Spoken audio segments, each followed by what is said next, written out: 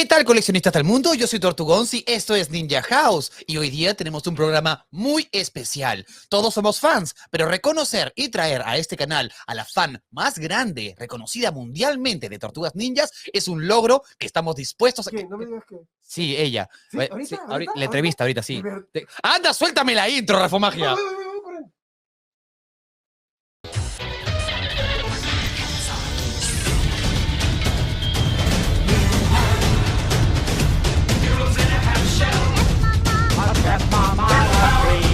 Guess you guys aren't ready for that yet. Here's Johnny.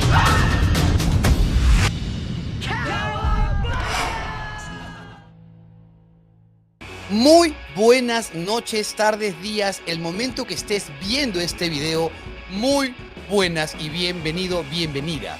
Hoy día tengo el placer de poder hablar con una coleccionista, con la eminencia, la representación americana del coleccionista fanático de las tortugas ninjas mutantes. Ella es Michele Ivey y puedo decir que tenemos la exclusiva para Ninja House, primera vez en Latinoamérica. Un aplauso enorme para ella. Con ustedes, Michele. No puedo creerlo, hemos esperado durante tanto tiempo tenerla aquí a Michele.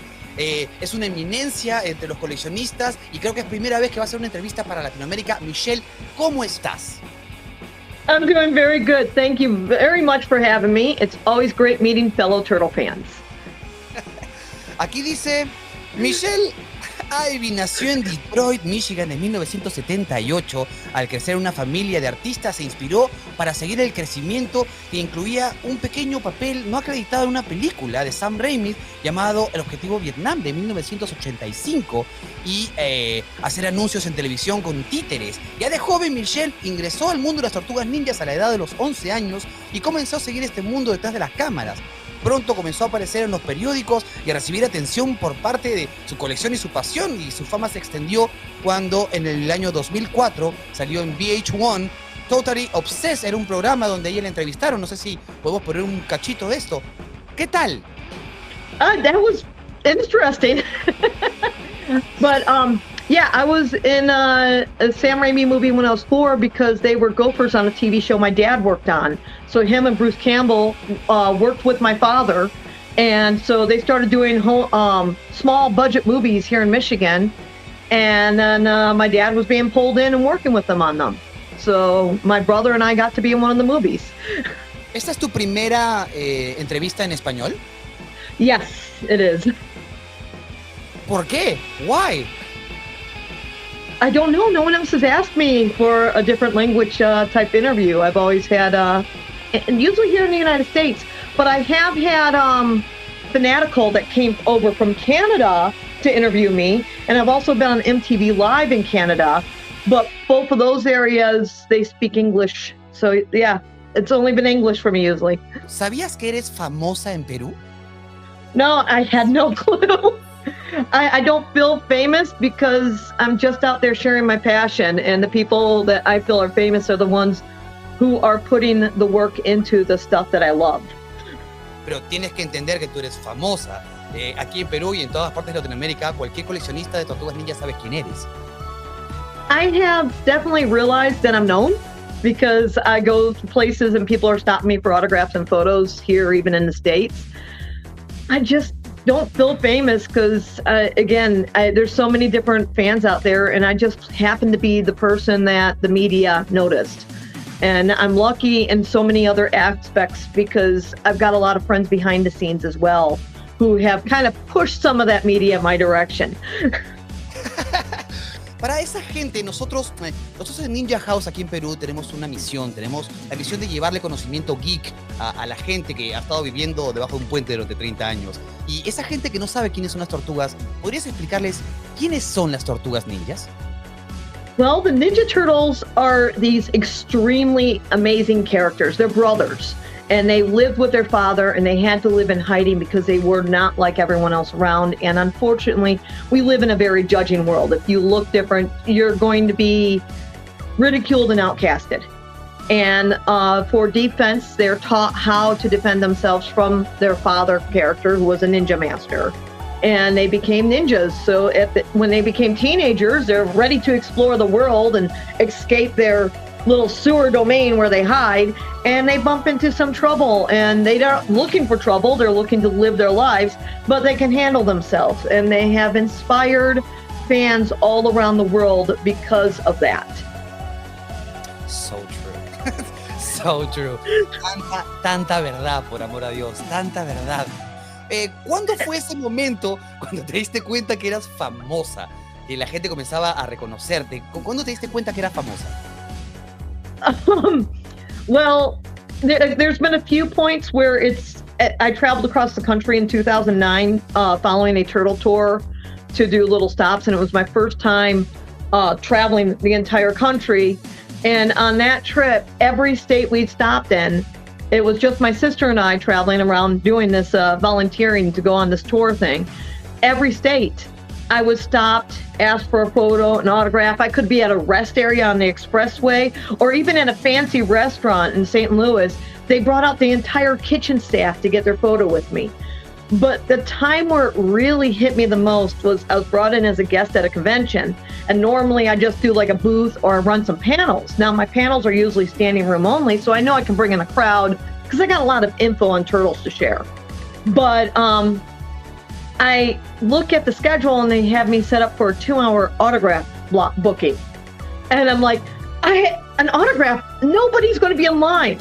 I brought sketchbooks, I brought toys, I brought a little robotic ball that I can roll around the floor and attack people because I thought I was going to be bored.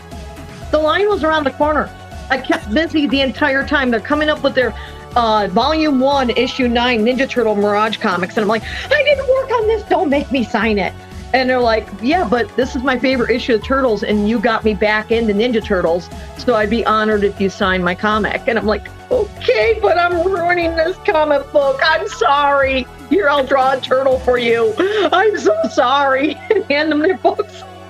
Definitivamente ha cambiado toda tu vida y podría preguntarte, ¿ha valido la pena?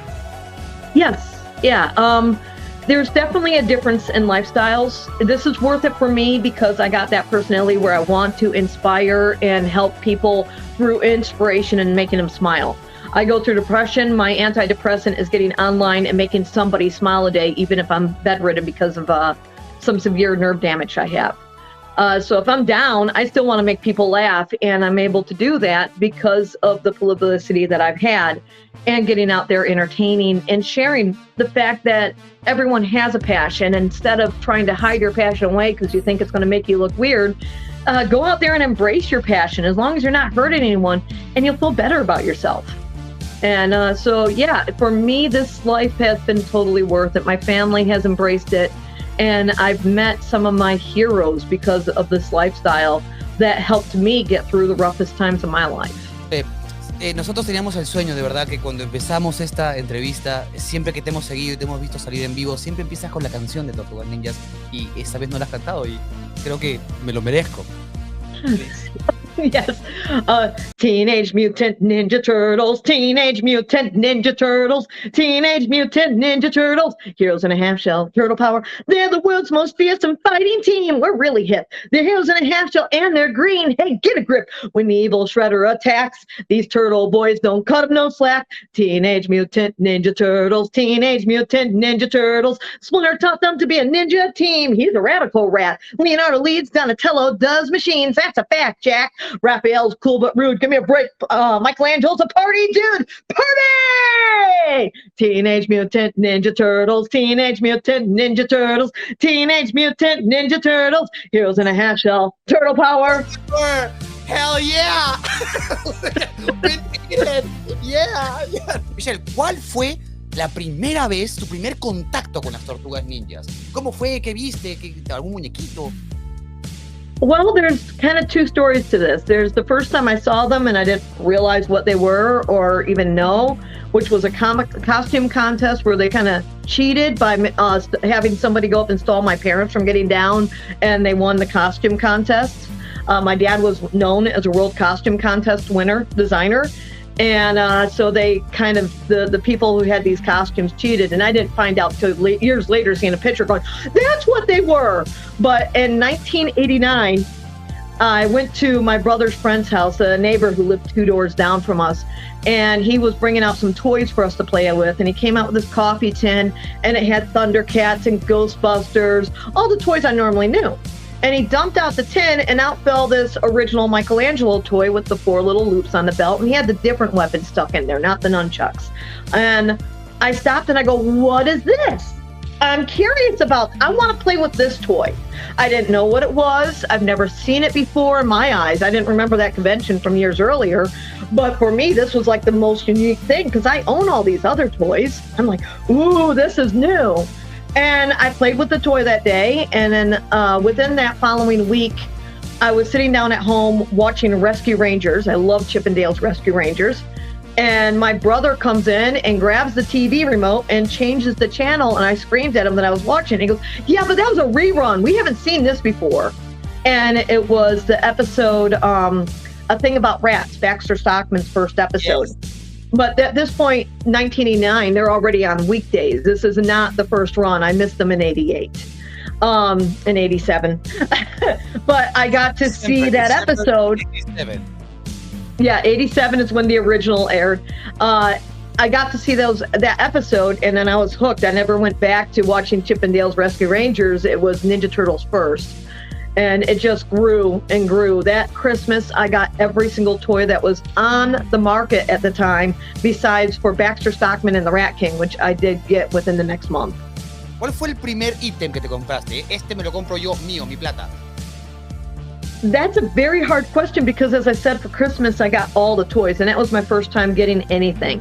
But first item that I bought for myself would have either been Rat King or Baxter Stockman, which we found at the same store, but not at the same time, and I don't remember which one I found first. But it was a store called Children's Palace, and we were able to find them, and my brother and I were both searching for the same toys, and we found. But that would be my first thing that I bought. But for me, the first stuff I really got was Christmas, and my main thing was the set of the 4 turtles, the Turtles Lair, and the Turtle Band. And I got some Archie comics too that Christmas. Todos somos coleccionistas, todos somos amantes de las tortugas ninjas, eso tenemos en común. Pero tú has hecho algo que no todo el mundo ha hecho y todo el mundo se pregunta cómo coño hizo. ¿Por qué tú, Michelle? Peter Laird, Kevin Eastman, David Wise, I mean, I don't know how many names more to give you. How did you manage to enter so deep into the universe of the filmmaking or a TV show, everything about the turtles? ¿Cómo hiciste? Well, I've been able to do it for something that any turtle fan can do, really. There's conventions and public events and appearances all around the world. In fact, I used to run a group where we had appearances if I was going or not. So if there was something happening in New Zealand or Ireland or England or France, I'd be posting about it, which guests were going, so fans in those areas, if they checked our message board, would know. But since I was a kid, because my dad was into the conventions, he was being brought in as a guest of honor, showing people how to make costumes and just going out and doing these events. I got used to going to conventions before I can remember. And then when I got into turtles, I found out turtle people are at conventions. So my first time meeting Eastman and Laird was going to a convention that was turned into a family trip in 1992.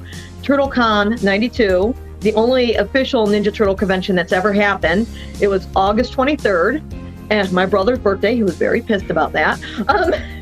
And we got to meet so many of the Mirage guys that day, but I thought that was going to be like a one-time thing. I didn't think I'm going to get to know these guys. I'm like standing there going, there's Kevin Eastman, there's Mark Bodie, there's Ryan Brown. Now, Ryan Brown stood out. If you know who Ryan Brown is, and for anyone who doesn't, he is one of the Mirage artists. He's worked on Tales of TMNT, the original Volume 1 of TMNT, and a ton of the stuff for the Archie comics, including creating characters like Leatherhead, Mondo Gecko, Scratch from the toy line. That's the most rarest Ninja Turtle toy, was done by Ryan Brown.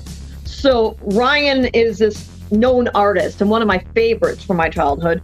And if anyone catches my Cowabunga Corner episode where I'm showing actual footage from this convention, my dad's walking around with a camera. He's wearing a t-shirt for a TV show he used to be the art director on.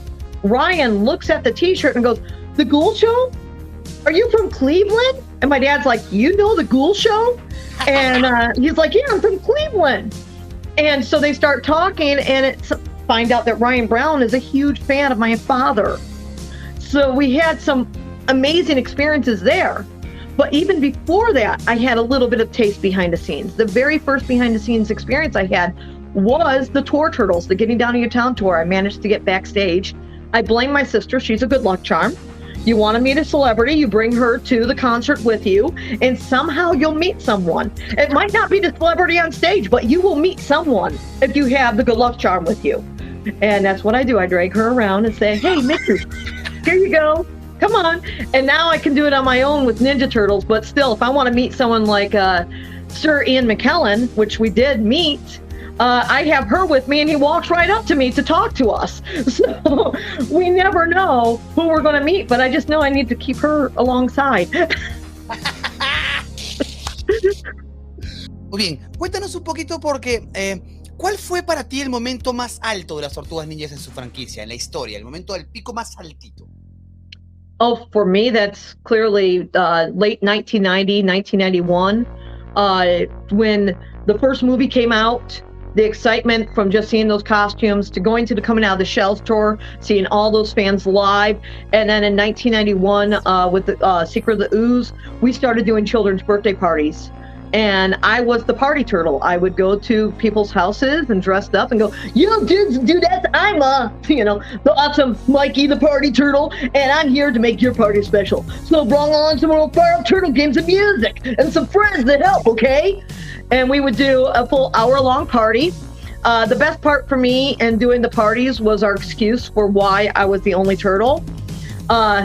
It would be when we're introducing the games, I'm like, hey guys, how about some totally cool games that Donatello came up with? Sure hope he doesn't know if they're missing. Want to know why? Why? Well, you see, I kind of like snuck off from ninja practice. That's a little secret, okay? Don't tell anyone, especially him. And I'd point at my dad, and my dad would come stomping over. You snuck off from ninja practice again? Last time he snuck off from ninja practice, he had to scrub the whole sewers down on his hands and knees. All he ever does is show up at our door and says it's party time. Well, it's nice party time, isn't it, guys? Yeah! I love that. And then at the end of the parties, the parties were crashed by Bebop. We would have Bebop storm into the room and go, party's over, Shellback! Bebop, what are you doing, you pork head? Well, I got a message from my boss. Well, he could have just sent a postcard. Well, my master says he has your master catcher, and if you ever wants to see him again, you better put down those nunchucks and come real peaceful like. Oh no, what am I gonna do? He's got my sensei. I guess I better do what he says. Beep, beep, it's a turtle com. Put on speakerphone so everybody can hear. My son, where are you? Why are you not at ninja practice? Master, are you all right? Of course I am all right. Why would I not be? Master, Bebop is here, and he said that you were Shredder's prisoner. But I am at home and okay. Wrap up things there and return immediately. There will be some extra chores for you. Hey, you take this. So you got my sensei, huh? And then we convinced Bebop to pose for photos with the kids. Well, we need to make a movie of that. Well, episode 10 of Cowabunga Corner does have video of those parties. No, but we have to make like the remake with a lot of budget. Get Michael Bay. Lot of floats. I'm sorry. It's got to be Henson. Lots of fire, lots of special effects, but no script. Right? No. So here comes the other question. And the lowest? The hardest was the year 2000. In the year 2000, Mirage Studios pulled all of the licenses in-house, meaning even Playmates Toys and Palladium Books, the companies that have been with them since the beginning, did not have the license. The only new product that hit the market was iron-on t-shirts on the internet. And it was so awful. We watched as the Image comics were canceled, and we had nothing new anywhere. It was scary. We actually held a booth at a convention to try and bring back the Turtles. Kevin Eastman sold his creative rights to Peter Laird and stepped out of the scenery for Ninja Turtles. Venus de Milo was all of a sudden announced dead and would never return. It was just watching as everything just looked like it was caving in on itself. Us Turtle fans, if we wore a t-shirt, we were mocked because Turtles were dead. And it just was really disheartening. There was still a good-sized group of fans online that I was in touch with, but to just watch everyone else fade away. And I knew with what Ninja Turtles did for my life, how they changed my life, that I did not want this franchise to disappear. I did not want to think that Turtles would never come back. So I did everything that I could, making my voice louder and louder and louder, because I wanted future generations to have something as inspirational as the Ninja Turtles in case they were bullied or had a hard time reading or just felt like an outcast, to understand that you don't have to be like everyone else to have a fantastic life. Grandes palabras de una sabia compañera. Quiero que me hables un poco de Coming Out of Our Shells, este tour musical, porque yo tengo un problema personal con eso. De hecho, he seguido el tour, he escuchado las canciones, me sé las letras, pero cuando lo vuelvo a ver 30 años después, algo pasa en mi alma, como que muere. Well, for me, the tour was one of the biggest highlights of the 1990s. It was my first time getting backstage. It was my first time wearing my homemade turtle costume. I wore it to the Detroit Masonic Temple the day it was made, October 17th, 1990. And I was mobbed, over 100 people coming up from the balconies down to the main floor, surrounding me, thinking I was part of the show. I was signing posters and tour programs. They stalled the show for 15 minutes and had to send security in to pull me out of there. As I was being pulled out, they got my head off me, and I looked back just to see the Turtles coming out of the floor for the beginning of the show. I missed the first song because they had me get out of the costume so they can have the show going. And I'm wearing Ninja Turtle pajamas underneath. My mom went and got me the official tour shirt so I could wear something over my Donatello pajamas. And I went in and watched the Turtle show in my Turtle PJs. And then we had to pick up my costume after the show from the security office. I had so many amazing memories of that show, and what keeps the show so alive for me is the bridge between the generations of fans. Like, I'm not a Barney fan. I was too old when Barney came out. I knew Sesame Street as a kid. I knew the Great Space Coaster. I did not know Barney. I did not know Teletubbies. But by the time I'm a teenager and I'm babysitting kids, they're sitting there going, I love you, you love me, we're a happy family, with a great big hug and a kiss from me to you, won't you say you love me too? So when they're doing that, I'm like going, how do I help these kids escape this? Wait a second, they like music, here's the Coming Out of Their Shells tour. Oh, they like it, they really like it. And so I get the kids watching the Coming Out of the Shells tour. I'm like, I need more music. Oh, we wish you Turtles Christmas. There we go. They love it. Turtle tunes. Okay. I love to skate around the fountain all live long day. I love to skate around the fountain just to waste the time away. Michelangelo. Oh, where did he go? Oh. He got the kids singing it. They got them dancing through the house. And then all of a sudden they're saying, more turtles. And I'm like, here's the cartoon show. Michelle siempre contribuyendo. Eres como un mesías que esparce las tortugas ninjas por el mundo. Es increíble eso de ahí. Si yo te preguntara cuál sería tu momento o hasta el día de hoy el recuerdo más bonito que guarda de las tortugas, ¿cuál sería? Wearing that costume to the Coming Out of Shells tour. That's the one. It changed my life. It's really what just kind of cemented right in there that this is where I need to go with my life. Before that, I was getting beaten at school. I was thrown in front of cars. I needed stitches across my forehead because a kid pushed me in an iron pole. I would lie and say I was a home luncher just so I could run off the school property as the kids would chase me. As soon as I'd get off the school property, I'd drop and let them start beating me up till the adults could pull them off of me so that I could get away in sight of where the adults would see the fight. And then I'd go off and sit by myself because my mom didn't know I was doing this. I had a very hard time living. I wasn't in Detroit, but I was just north of Detroit. And the neighborhood I lived in was very violent towards kids that they picked. And I just happened to be one of the nerds of the school.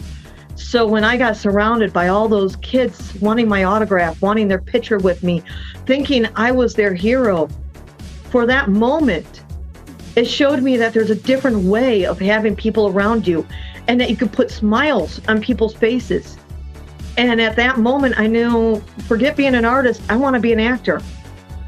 I want to be able to do this for others. And it changed my life. It really did. So for me, that is the most precious moment. Now, I have a lot of others up there, from meeting Eastman and Laird to meeting my top 3 favorite actors from the original movies to meeting the voice actors from the original cartoon series, or walking through the subway set that was used in Turtles 2, Turtles 3, and The Next Mutation. I've got 1,000 memory points, but the most cherished one is the one where I made a huge decision that changed everything about where I was going. It sounds like the one. Suena como que ese es el momento. Qué lindo eso. Qué lindo eso. Cowabunga Corner is still not awake where I want it. I want to bring it back because I used to do 26 episodes a year per season, and we've been stuck on season 5 for going on 8 years now. Cowabunga Corner started because basically VH1 is the first of the downfalls. Before VH1, I was in newspaper articles like in Northampton and stuff. When I traveled, we'd end up in the papers for my turtle story. And then VH1 came out and said, this is a serious interview. And they come in and go, yes, you must repeat everything we say as if you're saying it, and then answer the question. So you can't just answer the question. And that's how they script you. Excuse me. That's how they script you. And when they did that, all of a sudden I'm going, yeah, I had these things happening and blah, blah, blah, and just repeating what they told me to say. And then all of a sudden my answers are cut from the show. And I'm like, but I have a life. And I go on to talk about how I put my family, my pets, and my friends above Ninja Turtles. They cut it away to Fred Willard saying, yes, she dresses up like a Ninja Turtle and goes downtown Ferndale. I'm like, I do? I never wore the costume downtown Ferndale. Wait a second here. Anything out of Fred Willard's mouth in that show has been a lie. And I was disappointed because I felt my story has something to it without needing the lie. I feel like I could be entertaining enough with actually going on the sets, going behind the scenes, going and being part of it. And I was very disappointed. 3 days of filming to watch them do a 5-minute clip that made me look like the most insane person because I'm ADHD. So 1 second I'm hyper, the next minute I'm really calm. And it's just who I am. Ellos hicieron un montón de mitos alrededor tuyo. Decían que comías pizza todo el día, que estabas entrenada para matar como ninja, que entrenabas todo el tiempo. No, I had the rumors that I put myself in debt because of Ninja Turtles. When you got to think about it, why would a bank give me a loan? Because I have good credit. And my loans were always paid off in advance. I was doing that to keep my credit history going. And then the other thing was the pizza every day. They asked me about 3 times in that interview, how much do you eat pizza? And I'm like, 2 to 3 times a month. And they asked it again, like several times, minutes later in my interview, how much do you eat pizza? I'm like, 2 to 3 times a month. I don't change that. The only way that it changes where I'm eating pizza on a daily basis might be a convention weekend where we're trying to feed a large group of turtle fans. So then everyone's eating the pizza throughout the weekend. But my opinion on eating your favorite food over and over again is you're going to make yourself sick of it. And I don't want to ever become sick of it. Another thing was the mayonnaise on the pizza. I'm like, in Michigan, BLT pizza, you can buy it at the restaurants. Thank you.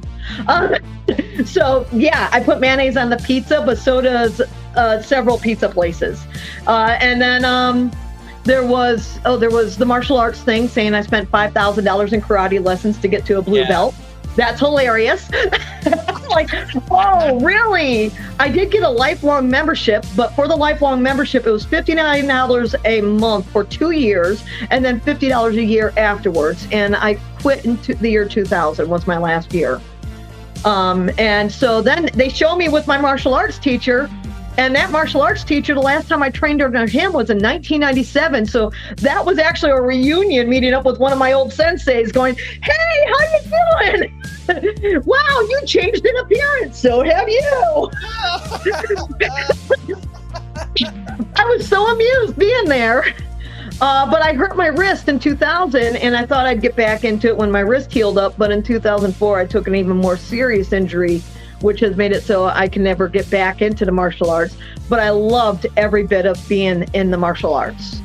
There was the only downfall was people in the offices, not the people I trained with, not my teachers. Tenemos una nueva película que se va a estrenar ahora.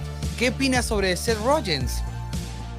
Yes, we definitely have this new, looks CGI Ninja Turtle movie coming in 2023. And on top of that, we have several mini movies going to Paramount Plus in 2023. I think they said 4 new mini movies. So we have a handful of new Turtle things coming out. I cannot wait to actually see these designs in motion to see if I like them or not. I'm not going to judge by still images because that's happened way too much. And one thing I've learned through Eastman and Laird is not to really be hard on the designs. If you look at Mirage Volume 1, they have all these guest artists and guest writers. Well, they'd go to guest artists and say, hey, we want you to do a Ninja Turtle comic. I go, no, you don't want us. Yeah, we want you guys. And they're like, yeah, but our Ninja Turtles won't look like your Ninja Turtles. That's why we want you guys. We want to see your vision of our characters. So when we step back and look at all these different versions of the Ninja Turtles, from all of Volume 1's guest artists to the Next Mutation, to the 2003 series, to the Nickelodeon series, to Rise of the TMNT, to the Michael Bay movie, while it might not be one person's piece of cake that just savors when they put it in their mouth and just go, this is the best design I've ever seen, then it's going to be somebody else's. And this way, there's something out there for everyone, not just me, not just the person sitting next to me, but that kid that is hiding somewhere because they feel like they're a freak, and then they see something in that design that reminds them of themselves. And they sit there and go, they're helping me. They're making me feel like I can go out there and still live. And when I stop and say that, sure, let's have a great time. Let's see the different designs. Let's embrace the designs. But it's not just the designs I'm looking for. I'm looking for the story. I'm looking for the character growth. I'm looking for them to stay true to the heart of the Turtles. And if they can do that, I can get behind it. True, there are a few areas with Ninja Turtles where I kind of step back. I've watched it. I own the products from it. I'll keep buying the products from it. I'll keep supporting it. And I got friends who worked on those areas of Turtles. But I will openly state they're not my version of the Ninja Turtles. There's something off, like magical weapons, or really giant designs, or nostrils. Oh, I'm not a fan of nostrils on the Turtles. It just don't work. Or lips. No. You add that stuff, and no. But for somebody else, they love it. And for me, my favorite design of all time is the very first Ninja Turtle movie.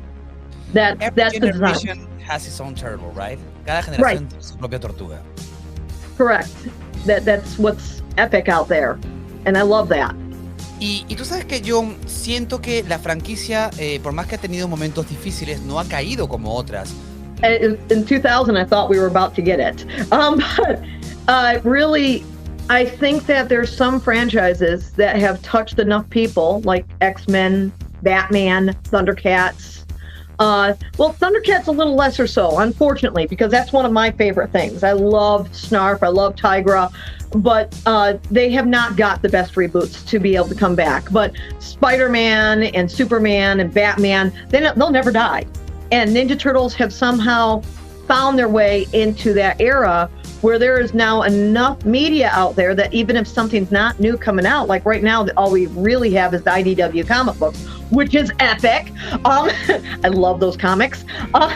So we got those comics, but there's a lot of people out there who's looking for the movies and TV shows, and all we're having is repeats, and we're not even getting repeats of all the different shows. Like, where's the classic cartoon series? Why has that never been reran? We had Next Mutation on the Hub and Netflix for a little bit. Right now, we're seeing the 4 Kids series Rise on Paramount Plus, and on Pluto, you have the 2003, 2012, and Rise. But there's still areas of Turtles out there that's not out there. And finally, Netflix has 4 of the Ninja Turtle movies, so yay. There's always something. There's something right now that when there's nothing, there's still something. And that's what helps a franchise stay alive, because fans don't always go for what's hot. They find what pulls them to it, or a family member will introduce them to what made them happy. So as long as we got content we're going to survive. And I just hope that it keeps bringing out new contents so that future generations can still have it. We will, la tendremos, de todas maneras. Además, somos como el ave fénix. En este momento la franquicia está como resurgiendo, right? Todo lo que ha hecho Mondo, Super 7, NECA. Estamos en un momento importante, Tortugas Ninjas. What are your thoughts about, right now? Right now the turtles are the turtles again. I'm loving all of this NECA stuff. You look behind me, and NECA's the main thing. If you look in the mirror, you'll notice that there's original comic artwork behind me. But the toys, it's all the NECA line right now, because the NECA line is the one that's like really pulling me in. I love that instead of recreating stuff that we've already got, they're out there creating the characters from the show as we witness them watching the cartoon series. Right. I owned the toys when they first came out, but I did not own the characters that I wanted to own. I did not own, when I was picking up the toys, I'm like, why doesn't General Traeg look like General Traeg? Right. Why is Bern Thompson holding a sandwich with a newspaper stuck to his shoe? Because not once do you see him going through a sandwich through the office with a newspaper stuck to his shoe and all his clothes. Like, no, he was a businessman. He was angry because April was the unprofessional one, not him. He wanted to prove he was the most professional man in the world.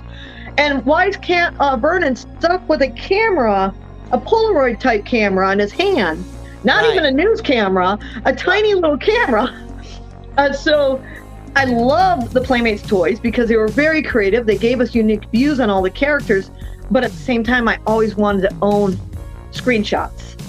Right. And that's what NECA has given us. But I love that there's so many different options out there for collectors. The worst thing is the budgets. If you are having financial difficulties, which I have, then you can't really keep up with it. And sadly, they're making it so collecting is more about money than passion. And it's really hard, especially when you're watching the company that you appreciate because they were the affordable ones, like Playmates Toys, making toys that are now the same price as these collector item toys. Where I'm like going, but I can't afford to do all of this. Like the stuff on this counter behind me, most of it's gifts. It's not stuff that I bought myself. I've been going through my own financial difficulties since I got injured in work years ago, 18 years ago. So it's hard because there's this financial line. Like, I'd love to collect Super 7, but when you're looking and it's $80 a toy most of the time, you're going, where's that supposed to come from? That's why we made Ninja House, to get it easier. Esto ya está casi llegando al final. Estoy de verdad muy, muy agradecido, casi hasta nervioso. Diría que me pusiste así la piel de gallina, Michelle, y me pongo nervioso. ¿Qué va a decir mi mujer? No sé. Pero de verdad te lo agradezco. Muchas gracias por venir. Oh, believe it or not, the fans here, I know a lot of people out there are trying to get what we're coming out with, our comics, our everything. My biggest thing back in the 90s was trying to collect stuff from other countries. So I actually have some Spanish Ninja Turtle merchandise. I can't read any of it, but I do have Spanish Ninja Turtle merchandise and videotapes that I can't even play on my VCR. But I have stuff from France, Japan, things like that. I love stuff from around the world, and so do most turtle fans. Peru? Huh? You don't have that? Peru? Oh, no, I don't. Something about that. We have to do something about that. No tienes nada de Perú. Tenemos que hacer algo para eso. Yo te prometo que este año te está llegando algo a tu casa de parte de nosotros. Thank you. That would be very awesome. And it will definitely be displayed with the other foreign stuff. This is not my house. I have more turtle stuff normally up on display around me. I guess. I've seen the videos. Por si acaso, si ustedes quieren seguir a Michelle, están apareciendo ahorita mismo los links aquí abajo para que puedan seguir el trabajo de ella desde Instagram, Facebook, está YouTube, ¿no? Por supuesto con el Kawabonga Corner con ella. Now, my last question. I have to do this. I have to do this. We know you know both creators of the Teenage Mutant Ninja Turtles, but between us, which one you like better? Oh, that's a tough one. I will say, for the longest time, I didn't know if Peter liked me. Peter's a very quiet individual, and I didn't want to force myself on him as the fan that I am. And I know, especially when I'm hyper, I can be a little much. So I'd go and see him at the events and everything, but I wasn't sure if he knew or liked me. Kevin, on the other hand, in 1994, I found out he remembered us from that TurtleCon in 92. And we got invited to a party, and I'm hanging out with him, and I just was a waterfall out of my mouth. You're meeting the creator of your favorite franchise, and what do? Embarrass yourself. I'm standing there going, are you guys doing another Ninja Turtle movie? And he goes, yeah. Are you going back to Jim Henson's Creature Shop? Yeah, why? Because in Turtles 3, the turtles look like frogs, and Splinter looked like a dog. And he started laughing and agreeing with me. And my sister's like, smile for the camera. I'm still laughing, but he's able to get an actual smile on his face. Funniest picture. But I have so much more interaction with Kevin. But in 2004, I'm at a convention with Peter. And I go up to him, and it's the end of the convention, Sunday night. He's doing $5 head sketch for the Turtles. And my mom asked for one, and the lights just turned off, which means the convention's closing. And as the lights turned off, I'm like, oh no, I wanted one too. And I kind of go up to my mom, I'm like, Mom, I spent all my money on Ninja Turtle shirts over at the T-shirt booth. Can you get me a $5 sketch too? And she looks at Peter and goes, Michelle wants one too. And Peter's like, no, I have something better for Michelle. He stood up, grabbed this drawing that he had for like $250 or $300, all 4 turtles, silver Sharpie, blackboard, nice poster size drawing, and you can see the original pencil marks underneath the Sharpie, and hands it to me. And I say thank you, and I go to shake his hand, and he pulled me into a hug. Oh. And I'm like, what? Am I actually friends with Peter? I didn't know. So then the following year, I'm at Mirage Studios, and I was told Peter's out on a bike ride with his brother, because I would hang out at Mirage whenever I'd go out to Northampton. And so I didn't expect to see Peter. I don't normally see him at the studio anyhow. And I'm sitting inside the lobby. I took a friend there so she could get a tour of the studio and walk around. And my back is towards the inner of the studios as I'm looking towards the windows outside, towards Market Street. And Peter surprises me. His voice, so high pitched, I would have never recognized it. I got a very loud, "Hi, Michelle," from behind me. I'm like, what? And I turned around thinking, who in the world is that? And there's Peter standing there. And he spent an hour outside the studio just hanging out with me and my friend. So I can't, I rode with through the time period where they were known they weren't talking to each other. And the only time I confronted that was when I first saw them at the same event. They were at New York City Comic Con 2006, the first New York City Comic Con with this group. And I go up to Kevin Eastman. I'm like, hey, the fans are asking, can I get a picture of you with Peter? And he smiles at me and he goes, oh, does it? And I'm like, okay. So I go down to Peter's booth and I'm like, hey, Peter, the fans are asking, can I get a picture of you with Kevin? And he looks at me and he smiles and goes, no. I never asked again. But then I was there for the reunion years later, 2014. We got their reunion, both at Free Comic Book Day and then the next day at Shellback Artworks. And I got to see them talking and laughing together again, and that felt great as a fan, just knowing that they're doing the reunion. I think the worst thing with the reunion is that Netflix couldn't come up with their own story. Instead, they did what the documentary already did. The documentary showed the real reunion, and Netflix had to make up a fake reunion. I'm like, come on, this is the toys that made us. Let's talk about the toys. Why didn't you touch the other toy companies? Why did you only touch Playmates? Yes, Playmates is amazing. I will never ditch Playmates. I love the guys at Playmates. I love what they're doing to this day. They're doing a Last Ronin figure even. But I think that the Toys That Made Us should have stuck to the documentary of the toys, because we already had the Turtle Power documentary.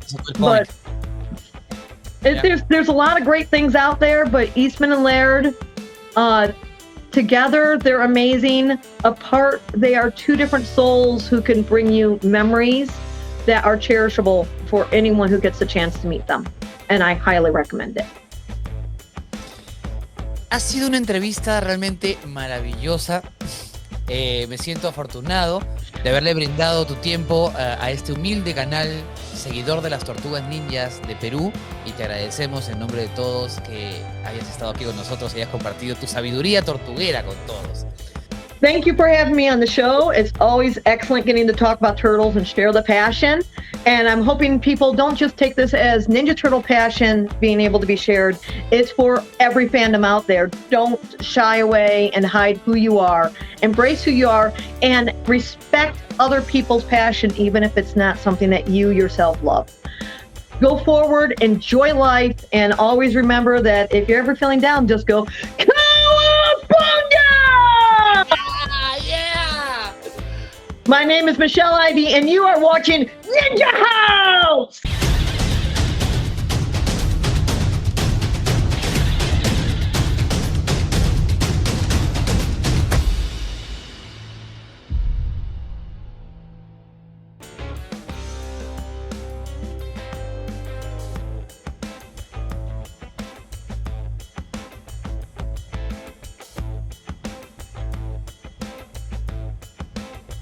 Admirador. Estaban los juguetes de Thundercats y He-Man, pero luego apareció un juguete verde que se destacó. Ese juguete era muy diferente. En ese entonces tenía 11 años cuando vi ese extraño juguete. Tenía caparazón y un cinturón con diferentes armas, una en cada agujero. Me dije, vaya, ¿qué demonios es eso?